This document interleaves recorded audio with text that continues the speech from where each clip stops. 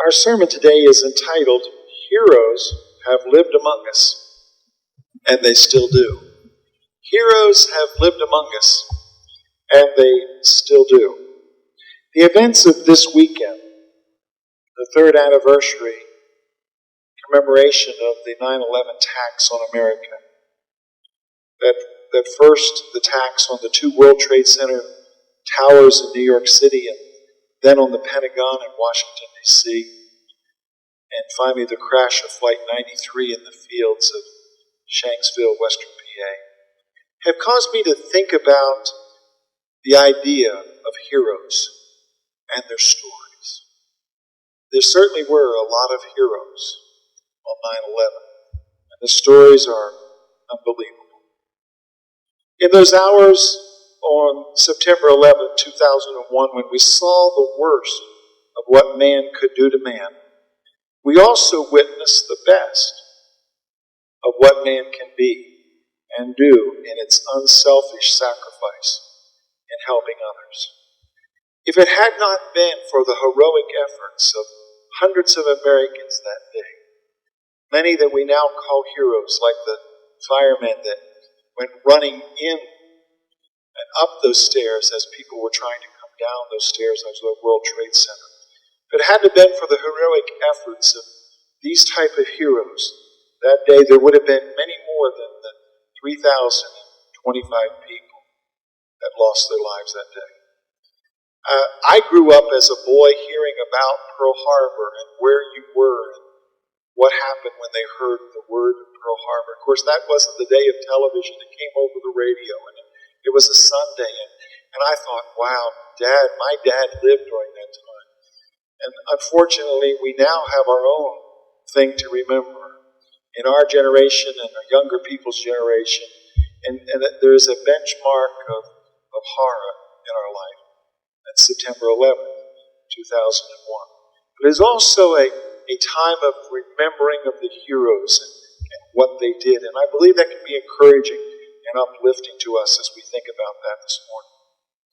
That morning, as thousands of Americans awoke from a very peaceful sleep, they had no idea that they would be center stage and primary players in the traumatic events that would forever change life in America. And I contend it isn't just life in America that changed that day. For some, suddenly, things like terrorism, which seem to be isolated words for people a long ways off, like in the Near East and between Israel and its Arab neighbors there, now became something that was not just located, isolated there, but it was now coming to our shores. We had been attacked, and now the world seems to be under attack. All of our hearts have been deeply stirred by the events in Russia. What happened, it's just unbelievable. Terrorism is now a worldwide situation. And 9/11 rang the bell that says it's a new world, it's a new day. And suddenly the safety and the innocence, the sense of security has been devastated. There were heroes that morning that awoke who had no idea that they had a very personal date with destiny. And before that day would be over, millions of Americans would be grateful and would call them heroes. Lisa Beamer, in her book, Let's Roll, great book, the kids got it for me for Christmas, and I've really been enjoying reading it. Lisa, in her book, Let's Roll, subtitled Ordinary People with Extraordinary Courage, kind of sets the atmosphere for it looked like it was going to be the same as any other day. If you don't mind, I just want to read the opening words from her book. Chapter 1, A Day We'll Never Forget. The ringing of the alarm clock dragged me reluctantly from my sleep at 5:45 on Tuesday, September 11th. My husband, Todd, rolled over and silenced the annoying noise. I roused slightly, peeking out from under the covers only long enough to notice that it was still dark outside. Although I wasn't ready to get up yet, I knew the bright morning sunshine would soon be streaming through the bay windows in our bedroom. Pulling the covers up over my head, I attempted to go back to sleep. We had just returned from Rome, Italy, late the afternoon of the previous day. So between the jet lag and the strain of being 5 months pregnant, a few extra minutes of sleep seemed like a good idea. I anticipated a full day ahead of me. Besides keeping up with our two energetic boys, David, our 3.5-year-old, and Drew, our 19-month-old, I had numerous tasks to accomplish, and the laundry had stacked up, and I needed to stop by the bank and then go to the grocery store to replenish the refrigerator that we had cleaned out before going away. After that, I had several more errands to run. And David, our oldest, would be starting preschool tomorrow, so I wanted to sit down and have a meaningful talk with him about this transition in our life, about him going to school. My to-do list grew longer even in my sleep as I remembered all the things I had to take care of after being away from home for a week. Vacation was over and life was back to normal. I sighed inwardly. Todd eased out of bed, trying his best not to disturb me as he headed towards the shower. As one of the top young sales representatives for the software giant, the Oracle Corporation, Todd traveled a lot in business as well as for pleasure. His job often required whirlwind trips, so to him, this early morning flight was just another day at the office. A one-day jaunt to San Francisco. Man, there are other people that do crazy travel like Dan and Claudette. A one-day trip from the East Coast to San Francisco and back the same night. I can do that. No big deal, said Todd when he returned from his trip and was told by the company they needed him to go right away to San Francisco. And he said to me, "Don't worry, honey, I'll be back," before you know it. Somewhere between being asleep and awake that Tuesday morning, I heard the shower running, and a short time later I vaguely sensed Todd leaning over me and kissing me goodbye, as he always did before leaving for the day. Sometimes I'd have the covers pulled up so high that he'd have to kiss the top of my head. That must have been what he did that morning, because we didn't communicate verbally. Or if we did, I don't remember it. I heard Todd's footsteps going down the hardwood back steps and smiled to myself as I imagined him trying to walk quietly. We had built our new home a little over a year earlier. I hadn't wanted to carpet the steps because I didn't want to vacuum them. But the price I had paid for that decision was hearing the clumping of footsteps anytime Todd left for one of these pre-dawn trips.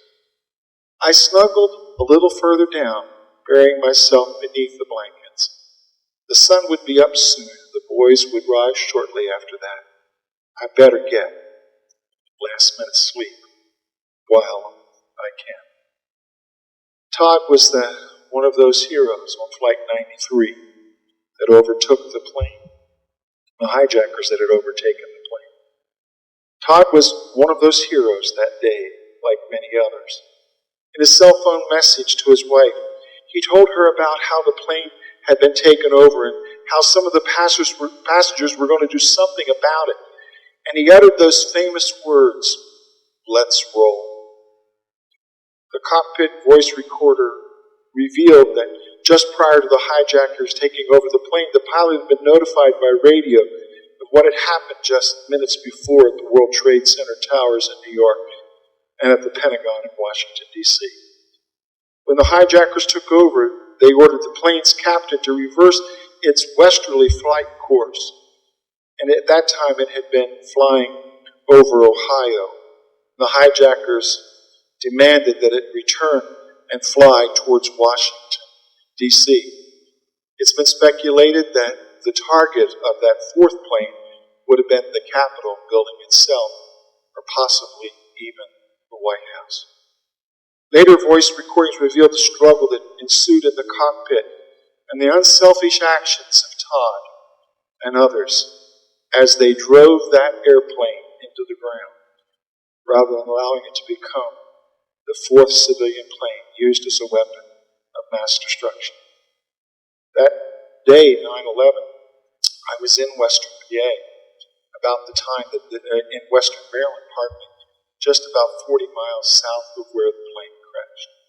I think of the heroism that it must have taken for them to know that it was a suicide mission, but they were going to keep others from dying.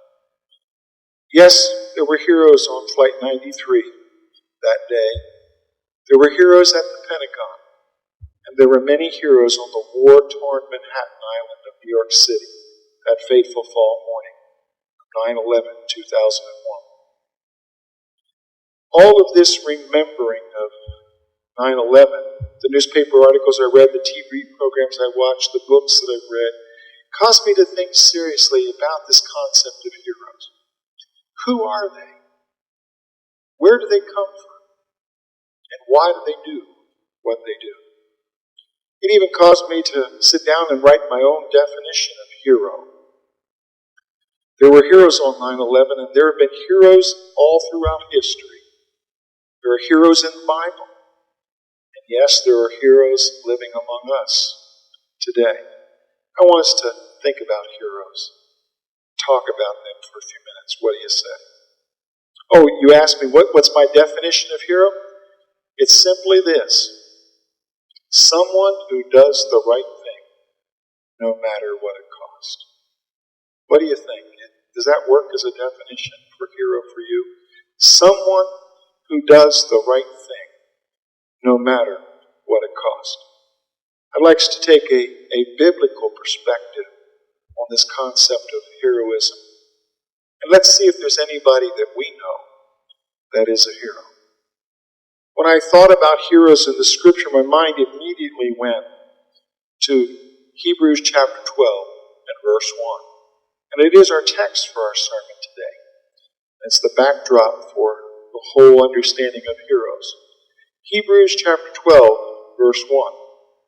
Therefore, since we are surrounded by such a great cloud of witnesses, let us throw off everything that hinders and the sin that so easily entangles, and let us run with perseverance the race marked out for us. Why this verse? Why did I think this was appropriate? It says, we're surrounded by such a great crowd of witnesses. And I think heroes are the witnesses that we should pay attention to. The spiritual superstars of God's Word. And the spiritual superstars that step into our life and make things different. And I think this crowd of witnesses and these heroes ought to want us to change the way we pursue the race of life and live it better and live it different. I believe that's the encouraging message that we can get from this passage. Well, first of all, this morning, let's think about the heroes of 9/11. That's point number one. The heroes of 9/11. In a short 102 minutes, on September 11th, 2001, 3,025 people died. Anytime an individual dies, it's traumatic. But as a nation, 3,025 were taken from us in just a space of 102 minutes, less than 2 hours. We know it all began early that day at 8:46 in the morning when American Airlines Flight 11, that was flying from Boston to LA, crashed into the North Tower. 87 people were on board, the flight crew, the passengers, and the terrorist. They all died instantly. To our disbelief, and I don't like to look at the pictures again, and I'm glad that most of the time the media doesn't replay them, but during the anniversary yesterday, they replayed them. It's difficult to watch, and I looked again as that second plane headed towards that second tower. 17 minutes later, Flight 175, also scheduled to fly from Boston to LA, crashed into the South Tower, killing all 59 on board.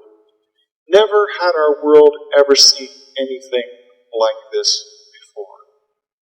Of course, we are praying and hoping we never have to see anything like that again.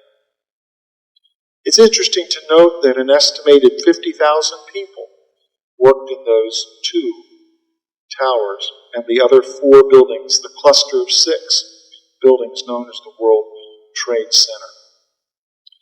On a daily basis, 50,000 people made their ways into those lobbies and up those elevators to the various floors. On a personal note, our family had been on vacation just months before in New York City. In fact, we had parked on the New Jersey side. It's easier not to take your car in New York City if you don't have to. And I do like driving there, but the family sometimes talked me out of it. So this is one of the times they talked me out of driving in New York City. I was sharing with Greg and Kathy. I like to aim back at the taxi cabs. And of course, they've got grills on there. They got regular bumper car things on the front of their cars. They plan on hitting something. but we had taken the easy road and parked on the New Jersey side and taken the train over. And the destination for us, our getting off place, was literally underground under the World Trade Centers. It was the main terminal for where we were headed in town. I remember we got out several levels below the Twin Towers, and we wandered through the various shops. And literally there were so many stores and shops underground that it would make our own local mall look small. Hundreds and hundreds of stores. It's also interesting to note that there were 430 companies that had offices in the 2 towers, and that some people from 28 different countries worked there every day. I can believe it because I know how busy just the subway and train platform area was, and the shops, but it's fantastic to believe that another 140,000 people on the average visited that complex every day. So 50,000 people worked there and 140,000 people visited there every day. So the potential of human beings in that short space in Manhattan Island could be upwards of 190 to possibly even 200,000 people.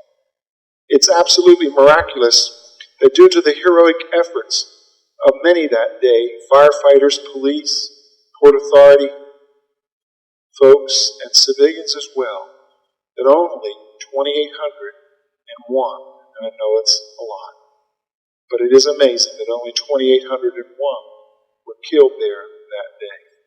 It could have been 10,000 or 50,000 or more that could have died there that day. To a great extent, the reason so many were saved was because of the heroic efforts of the 23 police department members that gave their lives, 37 Port Authority members, and yes, my biggest heroes, firefighters, 343 New York City Fire Department members gave their lives as heroes that day, saving others, saving people that they didn't even know their name. Yesterday I saw Lynn Tierney, the former deputy commander of the New York Fire Department, a lady being interviewed on TV as part of the 3rd anniversary coverage. She recounted the story of how that following the first attack on the first tower, that she and squads 1 and 2 of the New York Fire Department had responded, but they found themselves stuck in traffic in Battery Tunnel. In fact, the traffic was so snarled and was so hopelessly stuck that she actually got out of her vehicle and she talked to Squad 1 that was stuck in traffic ahead of her, and she turned and saw Squad 2 several vehicles behind, and they came up and they were literally standing there, can you imagine, having a conversation because they couldn't get out of the tunnel. And they were planning their strategy and what they would do when they would get there, and finally the police cleared the traffic and made it possible for these folks to get to their destination. But by the time they got to the tower, the second tower had been hit. She told the story in just one line, kind of sums it all up. She said that they were telling her to be safe, to take care of herself. And the entire Squad 1 and Squad 2 and then Tierney entered those towers that day. But sadly, she was the only one to come out alive. I don't know what kind of courage it takes to be a firefighter in the day-to-day normal fire fighting the fires. But that day took unbelievable courage. There's a site if you want to read more stories than I'm going to have time to share with you, and there are literally dozens of stories, on a website called firehouse.com. And I got John Brent's story off of there, and it's in the first person.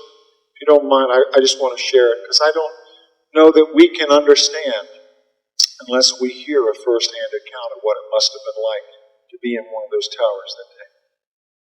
And I can't believe it. It says we took an elevator to the 18th floor. Don't they say in case of fires, don't get on elevators? But these were firefighters, and they got on the elevators because that was the fastest way, even though it was dangerous, to get to where they needed to get to.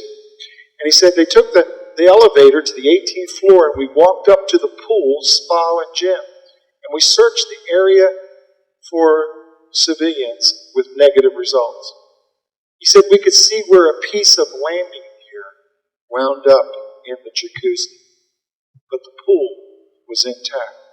We walked back to the 21st floor and down the hallway to the elevator. We were waiting for the elevator when Lieutenant Nichols said, "The elevator is running slow. Let's walk down the stairs to another elevator on another level." And we walked south to the south stairwell in single file, and then we heard the building starting to come down around us. The building started to sway like a ship, and I could hear it creaking, and it felt like we were in a hurricane. I didn't think the whole tower was coming down, just a section of it. Everybody froze in place. And somebody said, "The building's collapsing," and I heard it getting louder and louder like an approaching train. You could hear floors on top of each other like dominoes going boom, boom, boom.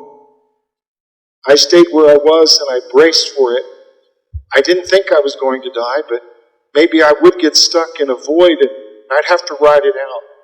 I felt like I might get trapped, but I would be able to get myself out. I knew I would. I waited to go through the floor or the wall, and just then I was hit by a huge gust of wind that pushed me onto my face. I felt like a 260-pound linebacker had hit me. The debris was all over me. I started to cough, and I wiped my mouth, but it was like a paste on my glove, and I could hear other firefighters coughing, so I knew that we were all right. The guys were yelling each other's names. "Put on flashlights," they hollered. I knew everybody in front of me was okay, and I started to holler for Reuben.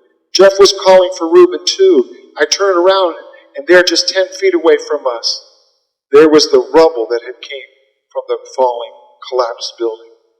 The hallway was intact. The electricity was knocked out, and sheetrock and metal were hanging in a bizarre, twisted mass all around us. I was in shock. I couldn't believe that I was that close to being trapped, just 10 feet away. Jeff went to the wall of debris and started to pull pieces off to see if there was any opening. I thought maybe the radio wasn't working when we got no response. But then a transmission from a firefighter from a ladder company came. "Mayday, mayday, mayday, I'm trapped and I don't know where I am and I'm running out of air." We knew we had to get out. We knew we had to get help. So we walked down the stairway. That's where we met Ladder Company 12 on the lower floor. At the 6th floor, there was debris blocking the stairwell, and you couldn't go any further. I walked on to one of the suites, and one of the truckies breached the wall with a halogen tool. They decided they were going to tie off a hose with a substantial knot and slide down the hose out the window. That would be a 6th-floor drop. Somebody remembered seeing a rope on the upper floor, so 2 members of Ladder Company 12 went back up the stairs to retrieve the rope. Lieutenant Nichols said, "We have to get around the rubble and make it to the lower floor." So Jeff Johnson climbed down half a story and cleared the debris. On the 5th floor, he found 5 civilians. Everyone started to follow the way down the stairs. I was the last one to make it to the 3rd floor. On the 3rd floor, there was an opening in the stairwell, and Jeff and Pat Carey jumped onto a patio. They took a lightweight beam and situated it so that we could crawl down it. And as we crawled out, the civilians hung on to curtains from a room so they wouldn't fall. I felt like I was doing something to help. 10 firefighters and 5 civilians were making their way down slowly. 2 firefighters and 2 civilians and myself were left on the second building when the second building started to come down. I said, "Oh, not again," and I braced for it. And I said, "Please, God, let me get through this one." And as it came down, it got dark right away. Another great cloud of dust hit us, and one of the civilians that was with me was 80 years old. And I saw him moving, and I grabbed his hand and I said, "Stay with me." As it came down, I was thinking, there's someone with you. You are not alone. You have some air, and you're near an opening, and it won't be too bad if I'm trapped. After the noise, I started to hear voices from the outside. We're not trapped too badly. As the dust cleared, I could see outside. I looked out and everybody was scattered to get cover in other areas. In front of me was Lieutenant Nichols before the patio was open, but now it was covered in debris like a bunker. We were in like a foxhole. Jeff was yelling. I think he's stuck somewhere impaled on debris over him. That's when Lieutenant Nichols said Jeff was yelling for Pat Carey, and I assumed Jeff was okay, and now I was worried about Pat. The 2 of us were able to get the 2 civilians down. There was a lot of rubble and steel. I made my way down an I-beam and down several stories of rubble. The first collapse took out the middle of the hotel. The second collapse took out everything else except the 4 stories at the south end. I was screaming for Pat, wondering where he might be, and I thought he was gone. It had been a sunny day, but now it was dark and cloudy. It looked like a movie set. Ambulances and fire trucks were wrecked and burning, and I saw rescue firefighters and turned the old man that I had with me over to him. I told him to go with the firefighters, for I had to go back in. There were others that were trapped. We met up with Jeff later, and he said he was able to get the 3 civilians out that were trapped on the lower floor. We made a phone call to the firehouse, and we found out that Pat, who we were desperately trying to find, was in the hospital. He had been trapped on the 2nd floor, but he made it out. Ruben Carrera is still missing, though. I was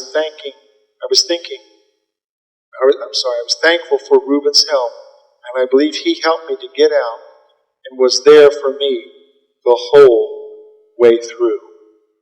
I know that's a bit lengthy, but do you feel the emotion and the impact of what it must have been like to be in that World Trade Center? There's an unknown author to a poem that was written as a tribute to firemen. It says, "Daddy is gone to heaven." I hope I can get through this without crying. It was a late one Tuesday evening before a mother could sit down to tell her only child about the terror that had hit downtown. She looked into the eyes of her son. She loved him so. She felt her heart begin to break and the hurt begin to show. She gathered her strength and courage as her story she began to tell. "Baby, don't cry, but I'm afraid Daddy might be under a building that fell."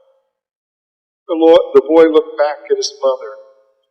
His eyes made not one blink, and the mother's tears began to fall. What would her baby think? You say his dad is a firefighter and his hero from the day of his birth. He loved his dad more than anything else that could ever inherit this earth. The mother's head began to drop, her forehead resting on her palm. She thought her son would be upset. Instead, he was very calm. The boy leaned over his mommy. His hands were upon her head. In her ear he began to whisper, and this is what he said. "Mommy, please don't cry. I know Daddy wasn't coming home. I talked to him just a while ago, but it wasn't on the phone. He told me that he loved me, and he promised we'd meet him again. He told me of his new home and the job he was to begin. God is building an army, and there are many angels needed. That is where Daddy and the others went. They are not all defeated. The mother lifted her head, tears streaming down her face. She could feel her husband's presence as it filled her heart with grace. It was then she knew her son was right. He was in God's army now. She also knew her son was safe, and he'd be kept from harm somehow. So evildoers of the world beware, an army is on the way, bolstered by new angels who left the towers that day. Their commander has never been beaten, his power has never been matched, and if evil thinks he was almighty before, well, the surface has only been scratched. Wow, what a poem, what a tribute. Well, as rapidly as things happened in New York City that morning, less than an hour later, we know there was a second attack. Actually, the second city was attacked in Washington, D.C., when Flight number 77 with 59 on board crashed into the Pentagon in Washington, killing all on board as well as 125 Pentagon workers. To me, one of the most compelling stories of what happened at the Pentagon that day is seen in the story of Sheila Moody and Staff Sergeant Bremen. They're both born-again Christians, and in their account of their story yesterday, thanks to the modern advantages of TiVo, we could slow it down and repeat it, and we got the paraphrase, if not the actual quote, of their story from Washington, D.C. Sheila Moody was from upstate New York. It was only her second day at work at the Pentagon, can you imagine? And she was a survivor of the crash. As she was lying under the rubble of the Pentagon, she literally cried out an audible prayer out loud. Lord, you didn't bring me here from upstate New York to die, did you? Can you believe it? Flames and debris and smoke. And she's an African-American lady, and this is her personality. This is just who she is. So, Lord, you didn't bring me from upstate New York just to die, did you? And that's when she heard the voice of Sergeant Chris Bremen, who himself had just escaped from the flames and had made it outside unharmed, but realizing that the tragedy of the circumstances, he and his friends were racing back in to the flames. Where do heroes come from? Why do they do what they do? He couldn't see her. He could just hear her praying in this unusual way. And he hollered out to her. All he could see was faint movement. Someone had a fire extinguisher, and they shot it in the direction of where the voice was coming from, and it cleared the bill of smoke just enough that they could see Sheila clapping her hands. She talked about how she had received second-degree burns on her face and third-degree burns on her hands and the back of her arms. And part of her recovery, of course, was numerous skin grafts and over a year of surgery. She said on TV yesterday, September 11, 2004, that God had really been faithful and God had healed her. She talked about her physical healing and her psychological and emotional healing. She went back to D.C. to work after recuperating in her home area of Rome, New York. I do think it was part of my healing process to go back when asked why would she ever go back to the Pentagon to work. Something inside of me said, God brought me through, and that's a miracle. And I couldn't run away from it.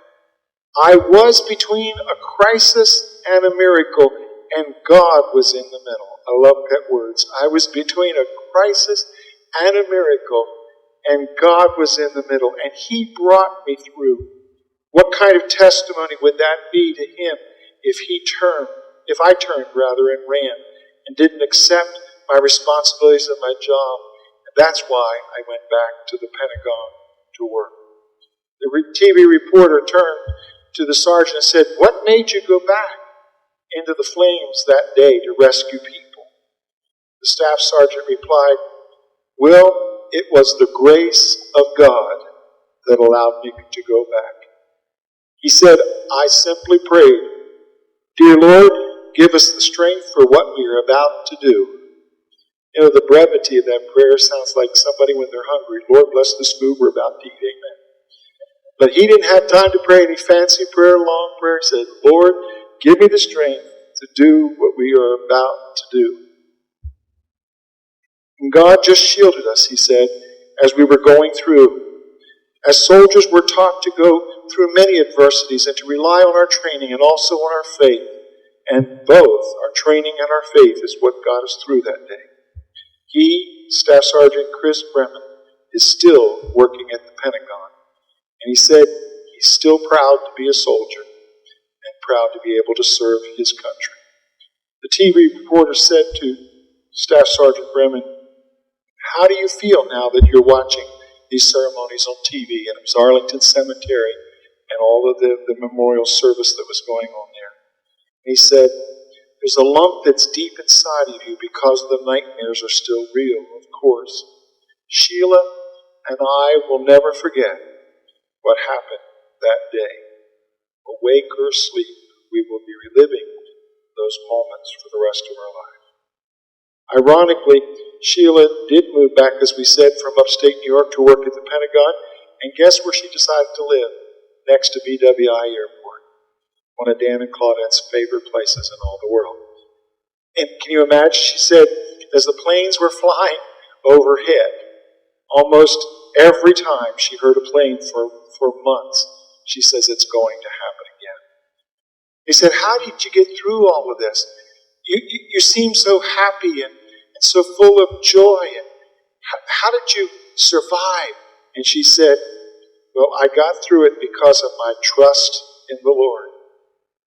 And she says, "I knew by trusting in Him, it was going to be okay. And besides, it wasn't my time to go. When it's my time to go, I'll go." And obviously, September 11th wasn't my time. There were many, many heroes on 9/11, and only heaven knows how many there really were. And probably the best stories we'll never hear, because most of the best hero stories were taken with them to their graves. How about the Christian man who had a Jewish friend in a wheelchair on the 110th floor of one of the towers in New York? Remember the story? How he stayed behind because he was unwilling to leave his friend in a wheelchair? You would say, what a waste. What a waste that he would stay behind. Oh yes, he died too. When he could have been saved, is that a waste? Well, I don't think so. Because he didn't want a crippled Jewish friend to die alone. They both died side by side. The Bible says, "No greater love has any man than to lay down his life for his friend." Most of the time, we think that heroes emerge only out of the horrific events. Things like 9/11 or natural disasters such as hurricanes that are taking place right now this weekend. Or floods or fires or earthquakes or out of the horrors of war. But you know, I believe heroes have been there throughout history. And they not only come in all shapes and sizes, they arise to be heroes out of a variety of situations and in a variety of ways. Some of my favorite heroes of all time are in the Bible. So, yes, point one did emphasize the sudden circumstance-driven heroes that take action almost without thought, who have the courage to do what's right no matter what it costs. But in point number two, I believe that there is another group of heroes that take a lifetime in the making. I'd like to take in a moment in point two to look at heroes from the Bible. Our text, therefore, since we are surrounded by such a great cloud of witnesses, let us run with perseverance the race that is marked out for us. This biblical advice comes to us on the heels of God's roll call of the Hall of Fame and Faithful. And it illustrates how life's biggest heroes are a lifetime in the making, and they have eternal consequences. If you have your Bible, I would like to take a look at chapter 11 in Hebrews as God calls out this roll call of the faithful, the Hall of Fame. They are the great cloud of witnesses, and they, to me, are heroes. Let's just jump in at verse 4 of chapter 11. By faith, Abel offered God to a better sacrifice than Cain did. And by faith he was commended as a righteous man. And when God spoke well of his offering, and by faith he still speaks, even though he was dead. And moving from Abel, we go to Enoch in verse 5. And by faith Enoch was taken from this life, so that he did not experience death, for he could not be found, because God had taken him away. For before he was taken, he was commended as one who pleased God. And without faith it is impossible to please God, because anyone who comes to him must believe that he exists, and that he rewards those who earnestly seek him. By faith Noah, when warned about things yet to come, and things not seen, in holy fear built an ark to save his family. By his faith he condemned the world and became heir of the righteousness that comes by faith. By faith Abraham, when he called to go to a place he would later receive for as an inheritance, obeyed and went, even though he did not know where he was going. By faith he made his home in a promised land like a stranger in a foreign country. He lived in tents, as did Isaac and Jacob, who were heirs with him of the same promise. For he was looking forward to a city with foundations, whose architect and builder is God. And by faith Abraham, even though he was past age, and as Sarah herself was barren, was enabled to become a father, because he considered him faithful who had made the promise. And so from this one man, and he is as good as dead, came descendants as numerous as the stars in the sky, and as countless as the sand on the seashore. All these people are still living by faith when they died. They did not receive the things promised. They only saw them and welcomed them from a distance. And they admitted that they were aliens and strangers on earth. People who say such things show that they are looking for a country of their own. If they had been thinking of the country they had left, they would have had an opportunity to return. Instead, they were longing for a better country, a heavenly one. Therefore, God is not ashamed to be called their God, for he has prepared a city for them. By faith, Abraham, when God tested him, offered Isaac as a sacrifice. He who had received the promises was about to sacrifice his one and only son, even though God had said to him, "It is through Isaac that your offspring will be reckoned." And Abraham reasoned that God could raise the dead, and figuratively speaking, he did receive Isaac back from the dead. By faith, Isaac blessed Jacob and Esau in regard to their future. By faith, Jacob, when he was dying, blessed each of Joseph's sons and worshipped as he leaned on the top of his staff. By faith, Joseph, when he was near, spoke about the exodus of the Israelites from Egypt and gave instructions about his bones. And by faith, Moses' parents hid him for 3 months after he was born, because they saw he was no ordinary child, and they were not afraid of the king's edict. By faith, Moses, when he had grown up, refused to be known as the son of Pharaoh's daughter, and he chose to be mistreated along with the people of God rather than to enjoy the pleasures of sin for a short time. He regarded disgrace for the sake of Christ as of greater value than the treasures of Egypt, because he was looking ahead to his reward. By faith he left Egypt, not fearing the king's anger. He preserved because he saw himself who is invisible. By faith he kept the Passover, the sprinkling of the blood, so that the destroyer of the firstborn would not touch the firstborn of Israel. By faith the people passed through the Red Sea as on dry ground, but when the Egyptians tried to do so, they were drowned. By faith the walls of Jericho, after the people had marched around them for 7 days, and by faith the prostitute Rahab, because she welcomed the spies, was not killed with those who were disobedient. And what more shall I say? I do not